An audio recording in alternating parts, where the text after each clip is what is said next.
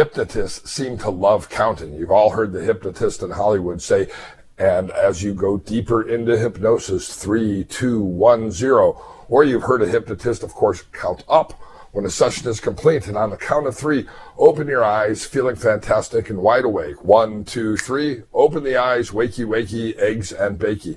Have you ever wondered why it is that hypnotists count? The reason why hypnotists count is because it's a cultural universal.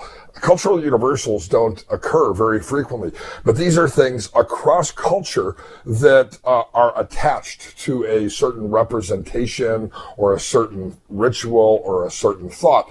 And hypnotists who count is a cultural universal. I found movies in Chinese. I found movies in Hindi. I found movies in French. And of course, numerous movies in English, like, of course, the movie Office Space, or the old classic movies where Count Dracula counted backwards. Now, of course, not all hypnotists count. I was actually at a hypnosis convention last fall, and the convention was comprised mainly of psychologists and medical doctors who do hypnotherapy. These are the folks, by the way, who don't like people doing hypnotherapy, that don't come from the exact same viewpoint that they hold. 2 different presenters at that conference mocked hypnotist account.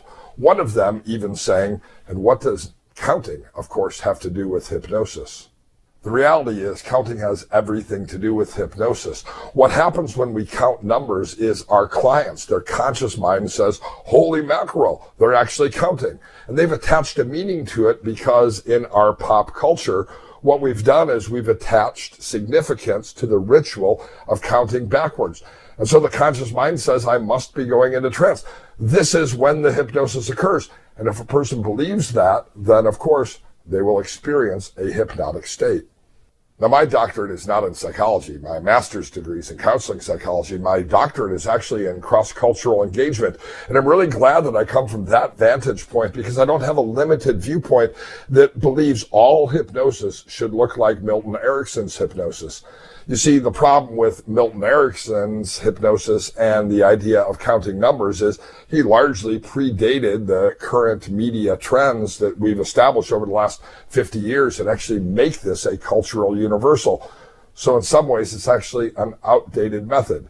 You see, the history is pretty fascinating. Bela Lugosi, when he was in the character of Count Dracula, trying to figure out how to portray a hypnotist, he actually read the induction of James Braid, a Scottish physician who, of course, held the lancet, eye fixation, before their eyes, and then described his induction.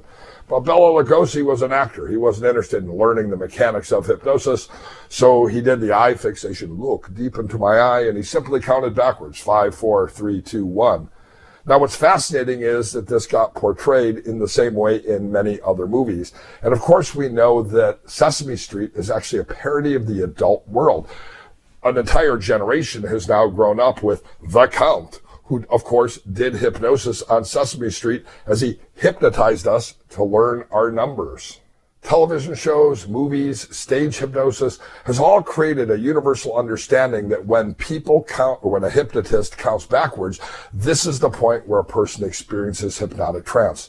I say that we should continue counting, and the reason why we should continue counting is because it's become an expectation. We should use the cultural tools that are available to us to help us bring about a resource state of hypnosis to our clients.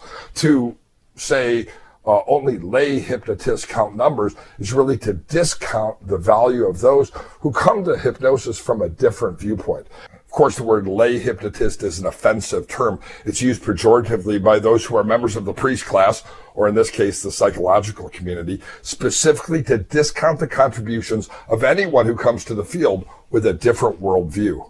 This is why I think it's important that hypnotists come from a wide variety of different backgrounds, whether that's medicine or psychology, or whether that's cross-cultural engagement and counseling.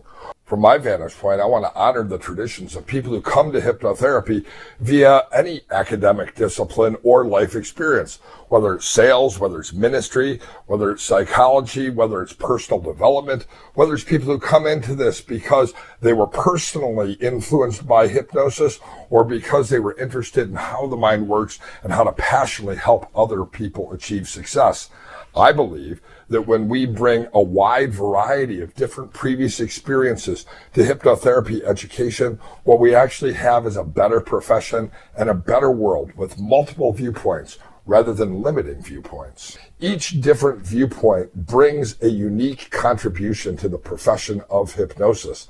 And each one of these contributions can then be used to help people achieve the resource state of hypnosis. What's most important to me is not that each hypnotist becomes a mini Milton Erickson. What's really most important to me in the work that I do is that my clients find an easy to access solution that's already within them to the various problems or difficulties or desires and accomplishments that they have. And hypnotists who count know how to use a cultural universal to create a deeper level of impact and help people benefit from professional hypnosis.